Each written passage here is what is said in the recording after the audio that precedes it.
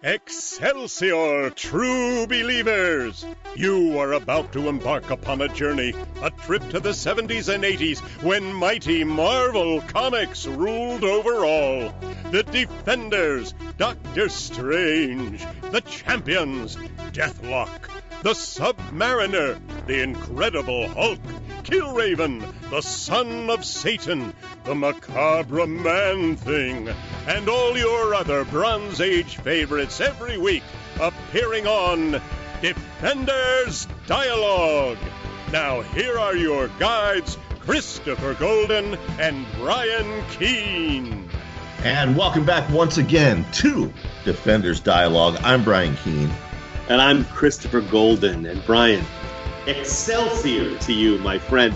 I want to start out, before we started recording, we were having a conversation, and I wanted to record this part because I want to start out by pointing out you had posted or tweeted the other day about your top 5 rock and roll bands from 1970 to 1985. Right. A fan asked me because there's not enough hate and anger in the world. I try to stir up Twitter every day by posting a definitive top 5 list, and they're always good for stirring people up. And a fan asked me who my top 5 hard rock bands were. Oh, see, I didn't see the question that it was hard rock. I was assuming that was just your top 5 rock and roll bands of all time, which is why I kept sort of throwing out, like, what about this band? What about that band? And I also thought that it was from that same era. You know what I mean? It was from 1970. Right. And so, in other words, the same era that we discuss routinely on our show. And because I didn't see hard rock bands, my first thought was, like, why, if Brian Keene is an actual living, breathing hillbilly, why am I the one that grew up listening to all the hillbilly music? And that's true. I mean, I don't know that we've ever talked about it publicly, but as one of your best friends, and I've known you 20 years, one of the things that has always fascinated me about you, you grew up in New England, and yet you listen to more Leonard Skinner and 38 Special and Molly Hatchet and Allman Brothers than any of my kin down here in Appalachia. And the Outlaws and the Charlie Daniels Band and the Henry Paul Band and the Rossington Collins Band, and we could just keep going. Marshall Tucker Band, I could keep going and keep going. Like I went Alan Collins Band. I chased them all. Steve Gaines' posthumous solo album. I chased right. As they came out. I chased them all, and it is really weird. I mean, I grew up. From the outside, from all intents and purposes, in a sort of, maybe you'd say, certainly middle class, maybe upper middle class neighborhood in Framingham, Massachusetts, in suburban Massachusetts, like 25 miles west of Boston. But my parents were divorced when I was little. And so, like, we had our heat turned off a few times. That, it was a weird existence because, like, right. My brother and I were like Ponyboy and Soda Pop only not as handsome in The Outsiders. Like, latchkey kids, home all the time, like, worked for our own money. I started working when I was 12. You know what I mean? So we had this illusion of being in a better position than we actually were, but we lived in a decent sort of middle class neighborhood. But we were both. Now, he also liked, Sabbath and stuff like that. He listened to, hard rock, metal, whatever. But I was firmly, as a kid, in that Southern rock camp. I went to every fucking show. One of my first concert ever was the Charlie Daniels Band. I was like 11 or 12 years old. That was my first concert ever, too. There you go. Perfect. And then one of the greatest concerts I ever went to was at the Westboro Speedway, the racetrack. Right. Which, and it was obviously outdoors. And it was the Joe Perry Project when Aerosmith had broken up. Right. So it was the Joe Perry Project, the Greg Allman Band when he was solo, and the Outlaws. Holy cow. And it was such a glorious moment. Greg Allman was a golden god. Yeah. Well, I'm jealous. I never got to see Allman live. Never got to see the Outlaws live. I've seen Joe Perry with Aerosmith. Yeah. But as you and I are talking, I saw 38 Special 6 times when I was a kid. I've seen 38 Special 3 times. Okay. So, yeah. But as you and I were talking, I thought back to the definitive list that I tweeted, and I realized that it's wrong. Why is that? Because I didn't include Blue Oyster Cult or Cheap Trick. Two more of my favorite hard rock bands who should certainly be on there. So I may have to go back and revise that now. Yeah. See, and it's interesting, too. Well, was Cheap Trick really hard rock? That's really sort of like alt-rock college radio. I mean, if you grew up in a metropolitan area, yeah, they were probably labeled, alt-rock college radio. But where I grew up, Cheap Trick was what everybody was listening to. The metalheads, the punks, the guys like you who were just into rock, the new wave, new age people, everybody on a Friday night, it was Cheap Trick in the cars parked down by the lake, That was the one band that everybody seemed to like. Yeah, it was really weird because I lived this alternate existence, like all through high school, in college I listened to all kinds of things. But in the last 10 years, I've listened to more of the music I missed or didn't truly appreciate in those days than I ever did at that age. And but I just think it's friggin' funny that I'm the one going to see the Outlaws and the Greg Allman Band at a freaking speedway, at the West Pro Speedway. I mean, what is more hillbilly than going to the racetrack? You're doing that. You're doing that. I'm going to see Eric B. and Rakim on the Rhyme Pays tour. I'm like the one white face in the crowd. Yeah. That was. That's crazy. I mean, but there were so many, man. I just thought it was funny when I saw that. I was just thinking, how did that happen? It's like Freaky Friday. What else is like Freaky Friday? What, Man Thing Giant Size number 3? This week's issue, Giant Size Man Thing number 3. I am very curious to hear your thoughts on this one because this is Steve Gerber at his most Steve Gerberiest. I think I'm going to surprise you this week, my friend. Okay. Because as much as I have, maybe not disdained, but as much as I have not really been a fan of the previous fantasy stories in the Man Thing that Gerber has whipped up here, I actually liked this one quite a bit. I feel like it lands... it's not quite as overwhelmingly focused on although I hate all the names, it's not quite as overwhelmingly focused on the fantasy elements, on the, this wizard and that wizard. And that's, again, nothing against fantasy. I've read a lot of fantasy that I love, and I've written some fantasy, but I just want Man Thing. Right. And this issue manages, I think, to bridge the gap for me. So I really enjoyed it. Giant Size Man Thing number 3, written by Gerber, of course, with art by Alfredo Alcala, who's always welcome as an artist. Absolutely. And I agree with you. I really enjoy this issue as a writer. And I know we have a lot of other creators who listen to the show, both from comics and from the world of prose and film. And I want to address this to those creators.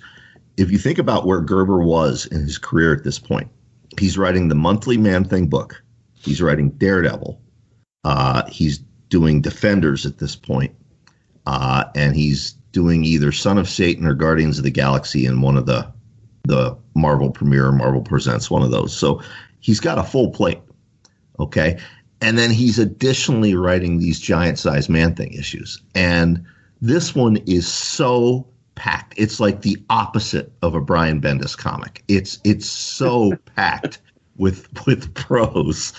And I don't know if Bendis listens or not. That's not a slam at him, but dude is light on dialogue. This is not. It's packed with captions and word balloons, and it's solid. I mean, he sticks the landing, and as a creator, it's a testament that he's juggling all that and is still able to do this. Yeah, and I would back up on two things. First, Bendis is not light on dialogue. Well, not light on, but it's that Bendis expands the plot. So Bendis writes as much text into his comic scripts as Gerber.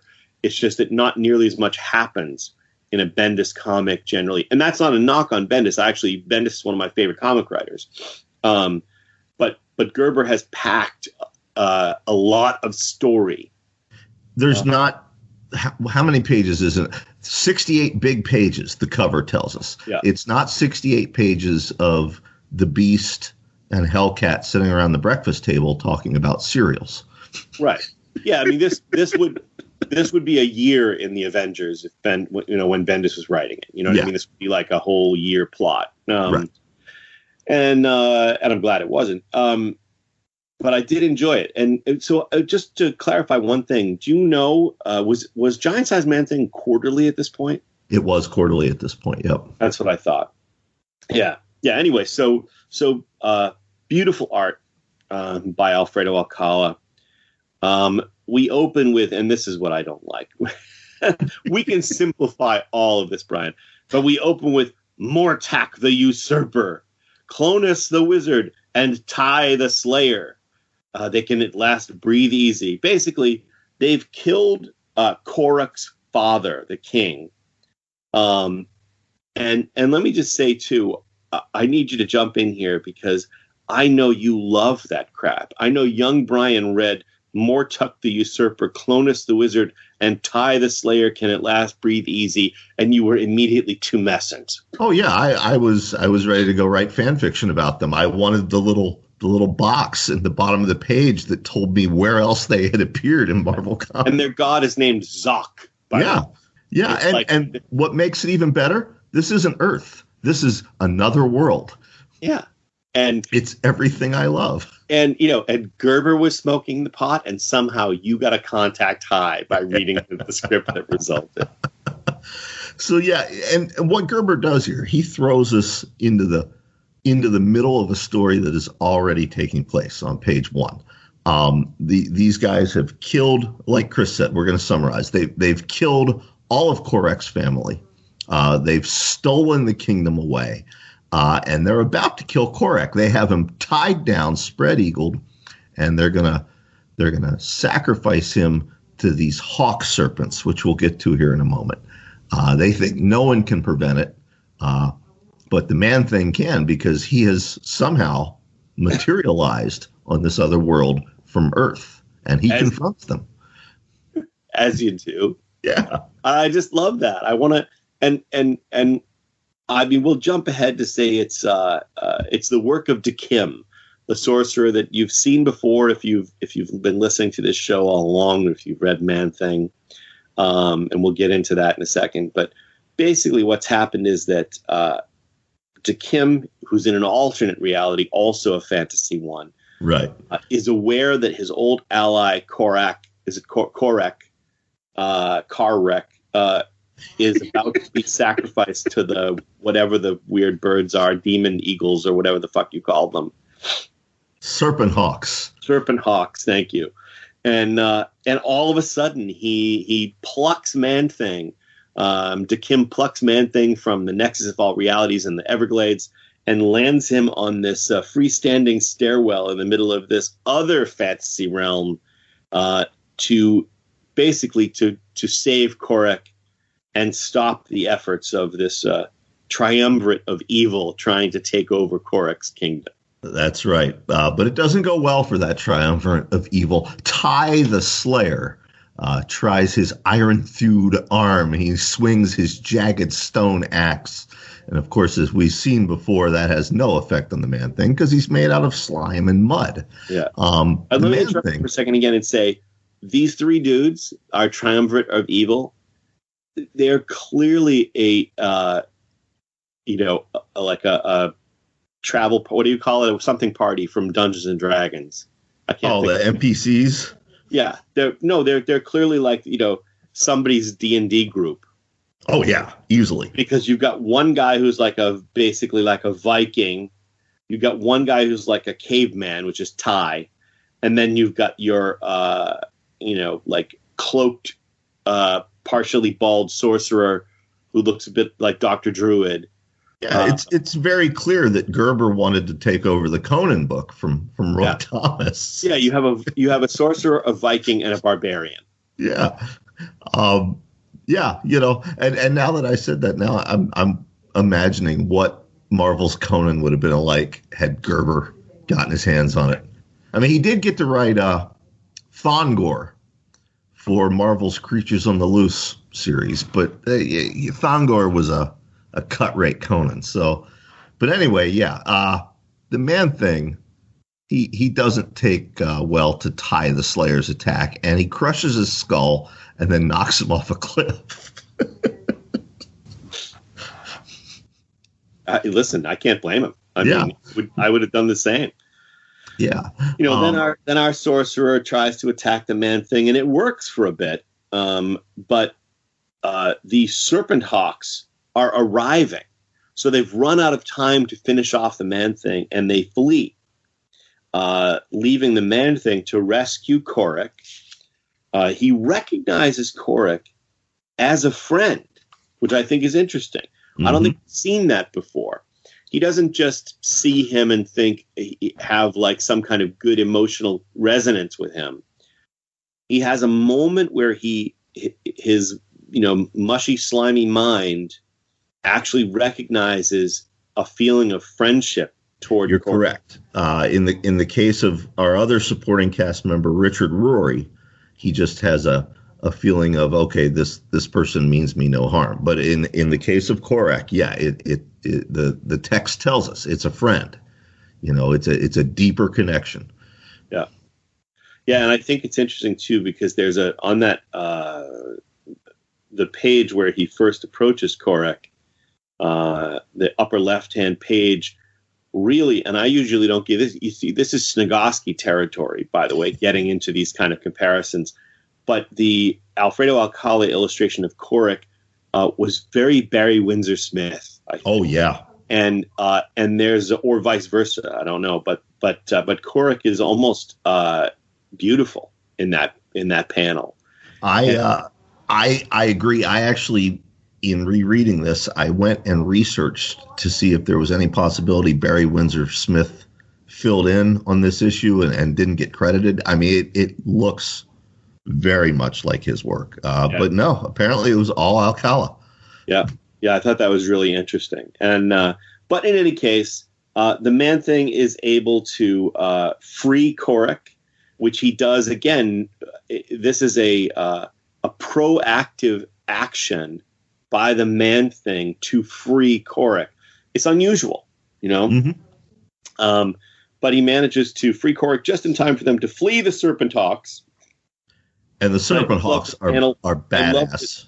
The two panels of the one of the Man-Thing looking like he's screaming like, the Serpent Hawks are coming. And then the one of Korrek fleeing the Serpent Hawks. And I really wish that there was a word balloon that says, run away, run away. My favorite panel is right after that. And I had such a visceral reaction to this when I was a kid and I read this issue for the first time.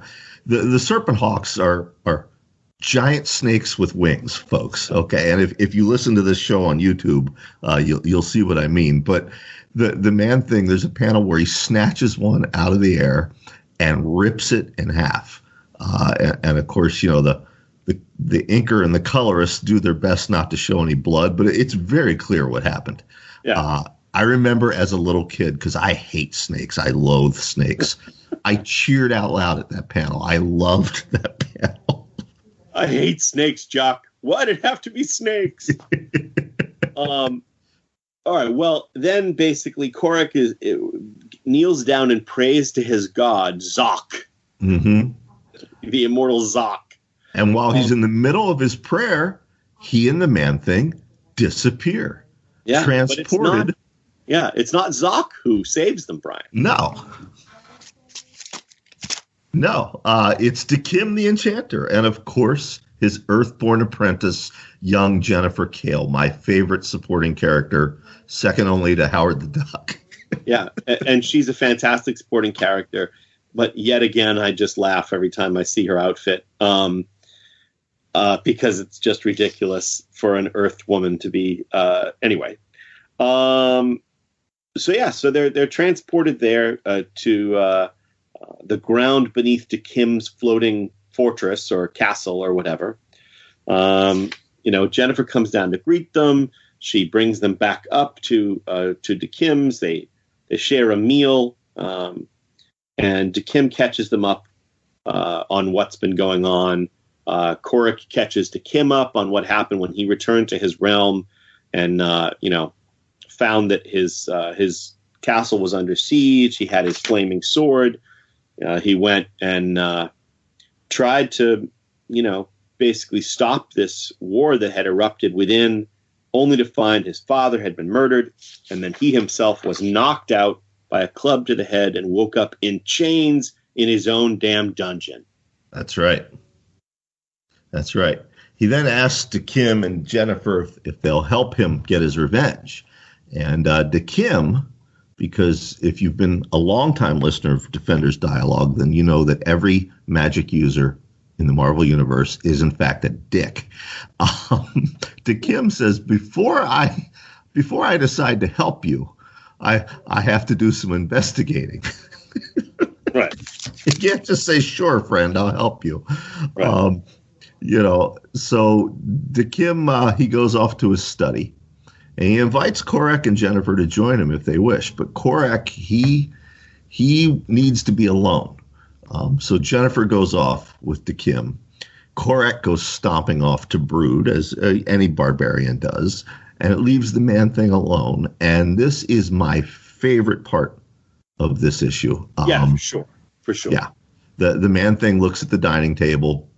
He picks up this goblet of wine, and he doesn't remember that it's wine, but he remembers that he tasted it a long time ago, and he took pleasure in the taste. And he would take pleasure again if he had a mouth with which to drink. And then he sees a statue of two lovers, holding each other. And, he's suddenly enveloped by an overwhelming sense of loss. Then he gets to Dakim's laboratory, where he's doing alchemy. And, of course, that reminds him, of his origin. And he smashes the laboratory in a fit of rage. Folks, if you read along, if you don't read along at home, but you go back and read these later, which I know some of our listeners do, you read the prose on this page because it's beautiful. It transcends the comic book medium. Yeah, it's great. I also love the last bit on the page, where after he's had these little flickers of memory that have made him lonely and full of anguish, and he's leaving the lab. Gerber tells us, fortunately, the remembrances will not linger. They never do. Yep. And I think that's one of the most fascinating things about Man-Thing is that he'll have these moments of emotional coalescence, shall we say, and then they just go away. Yep. And, it's like nothing. There's no permanence for him with this stuff. So it's sad, obviously, but it's also really interesting to me how the Man-Thing is such a cipher in so many ways. You know what I mean? Like, you put him into a position, he acts, it's almost like, a blackout drunk. He just, he won't remember in the morning. So, Right.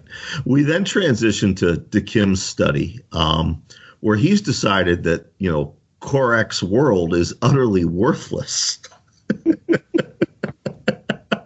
And why would these people want to conquer it if it's so worthless? It doesn't have any strategic military value. You can't farm it. It has no mineral resources.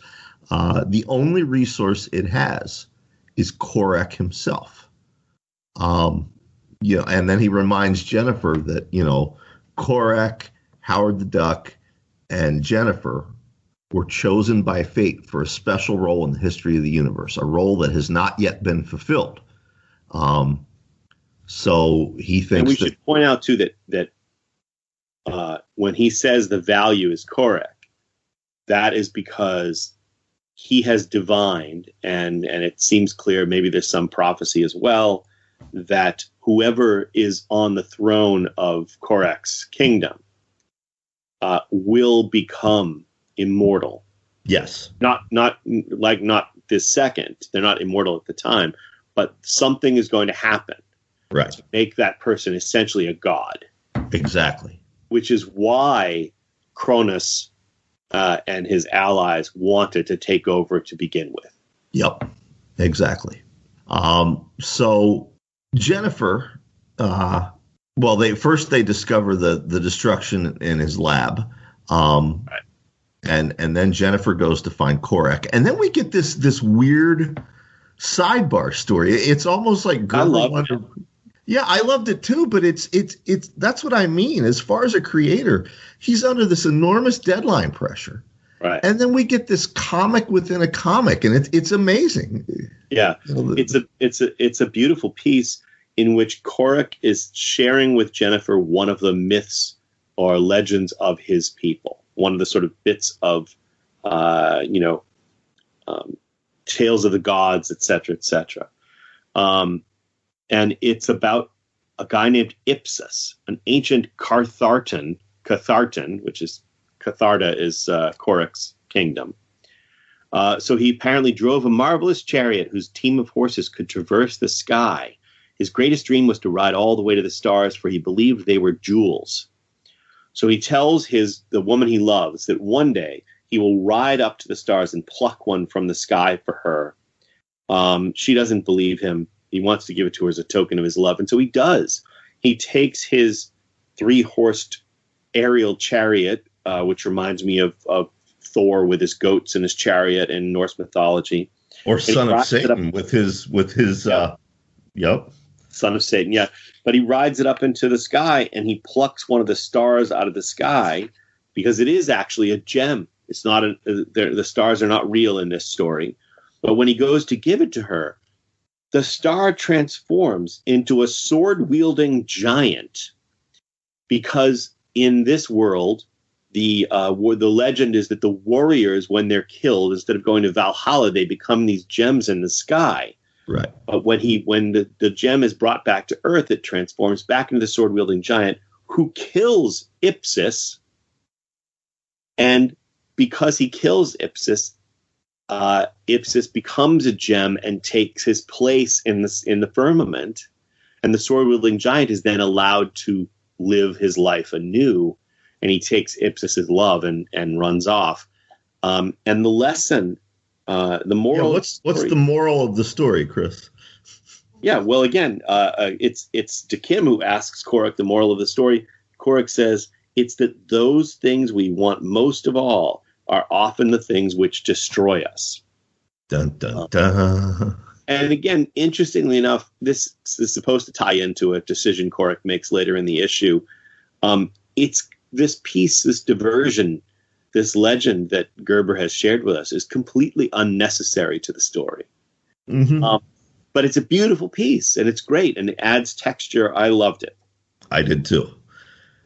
So meanwhile, back in Catharta, Mortak and Clonus, figure out that Korrek escaped. And they, long story short, they transform this statue of this giant serpent hawk into a real serpent hawk. And then they fly away on a quest of death beyond the sky. Yeah. I love that. And by the way, for those who are not looking at it on YouTube, the transformed stone serpent hawk reminds me quite a bit of the infamous Pokemon Charizard. It reminds me of Charizard, yes. Or do you remember the movie Q? Of course. The giant monster movie. Serpent, Larry Cohen spectacular. Yep. So as they fly off, Dakimh gets a telepathic challenge from Cronus. He wants them to meet him and Mortak in combat on Earth. Not just on Earth, but in the streets of Citrusville, Florida. That's right. In Jennifer Cale's hometown, not too far from the Man-Thing's swamp. And then battle erupts. Of course, it's Dakimh versus Cronus.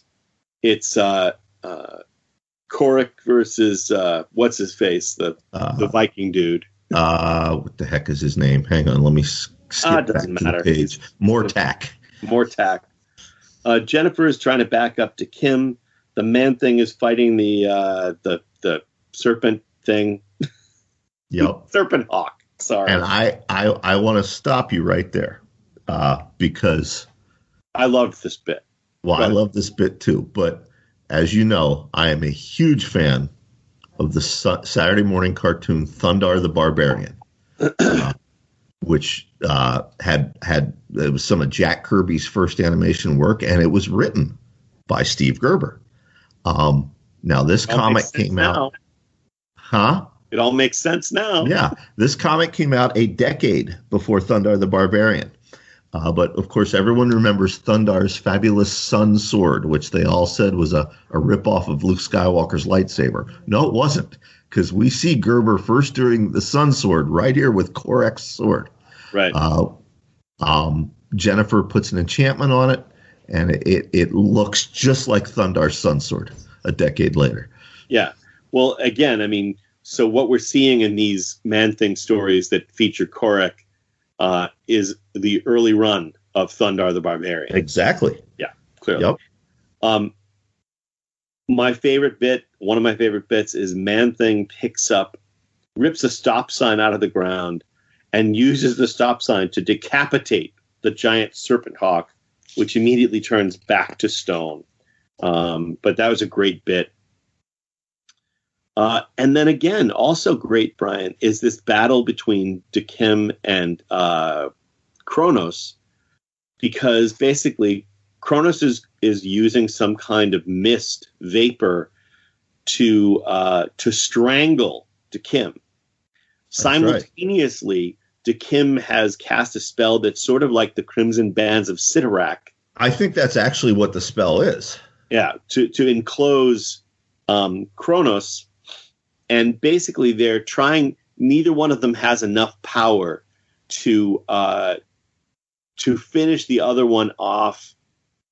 Basically, they're trying to protect themselves and fight at the same time.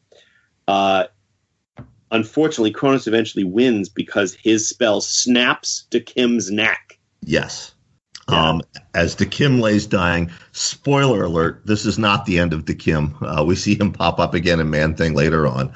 But as we think he's dying, he lets what remains of his psychic energies flow into Jennifer. After 200 centuries of life, his physical form can no longer endure. Yeah, but he supercharges Jennifer's magic. That's right. And she's about to go face to face with Kronos, and he thinks he's going to easily beat her. But Jennifer starts to laugh, and Kronos thinks that she's faking, that there's something behind him. But of course, that something is there, Brian. That's right. The macabre Man-Thing. That's right. He sneaks up behind Kronos, and he makes a fist out of mud and slime and rams it into the base of the wizard's skull, knocking him out. As you do. Then Korrek defeats the Viking dude, Mortak. Right. And interestingly, he's about to kill Mortak with Thundarr's sun sword. Right. And then he flashes back to the myth that he shared with Jennifer about how getting what you really want can be the death of you. And so instead, he spares Mortac's life, knocks him unconscious. And then I want to hear the Brian Keene explanation for what Jennifer does next. It's a very strange. It's very strange. But go ahead. I should report out. I'm not recording this at home. I'm actually quarantined at my ex-wife's house for the next 2 weeks. For the COVID safety. But this is a Mary San Giovanni move. And if Mary was here right now, she could better explain this than I could. But this is exactly the kind of thing she would do. Korrek decides he's not going to take this guy's life. He's going to, let him be tried and watch him die at the end of a rope in the public square of Catharta. But Jennifer's like, yeah, no, fuck that. She casts a spell and wraps these guys up in cocoons and sends them into space. And she says, even if the cocoons fails, I doubt they'll live to trouble us again. So rather than just kill them, she's like, nah, I'm going to cocoon these fuckers and jettison them into deep space. Yeah. And eventually they'll die. So that's interesting. I liked that. I also appreciate the fact that what has happened now is that with the death of Dakimh, Korrek is now trapped on Earth. Yep. And he's going to be chilling with our friends here in Citrusville for a while. Exactly. Jennifer is home. So she's taking him home to meet grandfather and her little brother. And of course, speaking of going home, the Man Thing is also going home back to the swamp where he sinks beneath the clouded waters where the memory of this issue will soon pass. Yeah, I thought that was good. Another echo of this idea that, everything is transient for him. Yep. Now, one other thing I want to touch on. I know you're reading these in collected form, so you don't get the letters pages. But I'm reading the single issues, and the letters page in this issue. If you want to talk about how times have changed, one of it's a letter from a Peter Smith of South Carolina, and he ends his letter to Giant Size Man Thing with "Bring back the X-Men" in all caps and 4 exclamation points. Hard as it is for our younger listeners to realize, there was a time when Marvel was not only not publishing the X-Men, but the X-Men were like these B-list characters that most readers didn't even give a shit about. Transposed with, now in the modern era where the X-Men are this huge franchise unto themselves. I thought that was neat when I read that. Yeah, it is interesting. I mean, you think about it. I remember picking up, I want to say, Claremont's second issue of X-Men, and just like loving it completely. But I had no prior experience of the X-Men at that point. I didn't know anything about them. And again, only later did I discover not only was the book canceled for quite a while, there was no X-Men comic for quite a while, but even there's a stretch in the X-Men comic book where it was reprints. Yeah.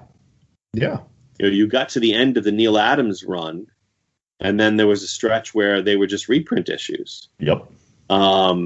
Which I found, I think, we should do the same. I think that, we should take some of our old books and just slap new titles on them.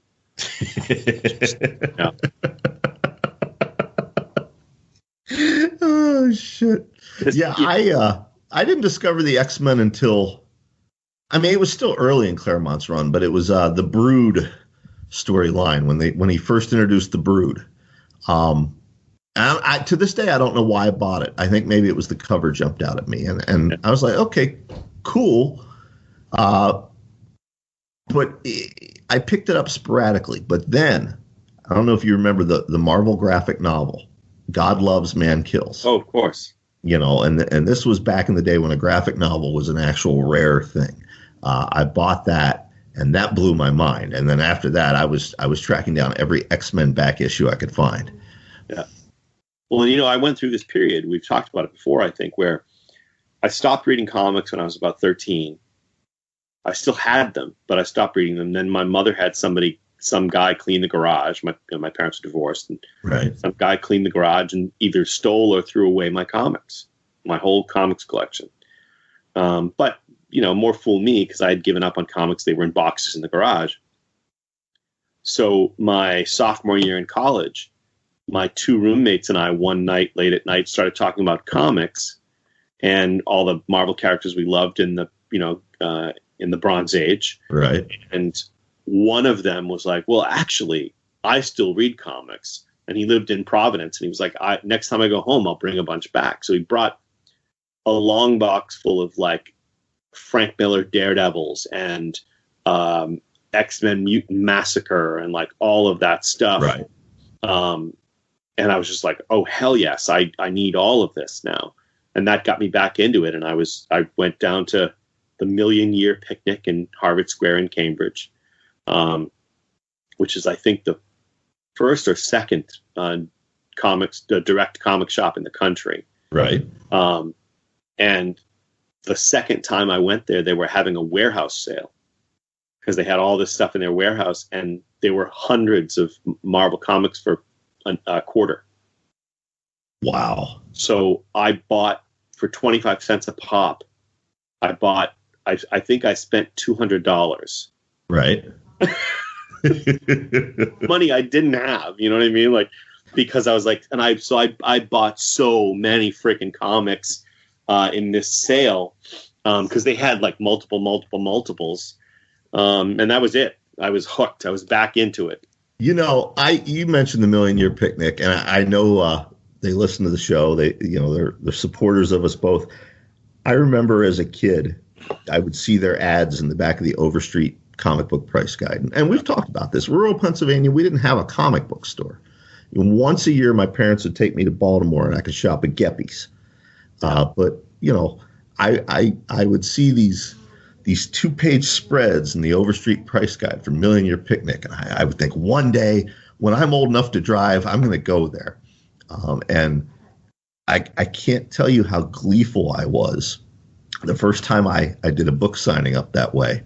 I made a side trip to the Million Year Picnic, and it was like I kept that promise to young Brian. It's a great store. Mecca. It is a great store. And, it's been a great store. I shopped there for a long time. Well, I was in college for 4 years, obviously, and went there for 3 of them. And still drop in, whenever I can into that store. But also like you, we talk about this all the time. During the time when the comics we're covering on this show were coming out, it was Cat's Pharmacy and Travis Drugstore. Yep. And Thayer Pharmacy. It was almost all like pharmacies that had the spinner racks, or they had, in the they'd have the magazine section, magazine racks, and then in a stack, completely undifferentiated, at the bottom of the magazine rack, it would be a stack of or a double stack of maybe 100 comics, and you'd have to rifle through all of these comics because they were not separated out. It was just a stack of whatever comics they had. Right. And they were new comics. Yeah. But you would just they're not separated out. You just have to dig through, But yeah. Good game. All right. So next episode, Brian, we're going to talk about Man-Thing issues 15 and 16. And they look promising to me. I'm quite looking forward to them. I'm quite looking forward to that, too. And Happy New Year to all of our listeners. It's good to be back with you. Yes. Happy New Year to you. And to our listeners. And I'm looking forward to 2021 evolving over time to become a much better year for all of us. I'm looking forward to 2022. Don't rush me, my friend. Don't rush me. All right, Chris, send us home. Hey, you know what, folks? Excelsior, true believers. Excelsior indeed. We'll see you next week, folks. Defenders Dialogue. You can listen to this episode and all previous episodes for free on Spotify, Apple Podcasts, Stitcher, YouTube, Google Play Music, and wherever else podcasts are available. Defenders Dialogue is written and produced by Brian Keene and Christopher Golden. Our theme music is by Xander Harris. Our engineer is Matt Wilderson. Check out his books on Amazon.com.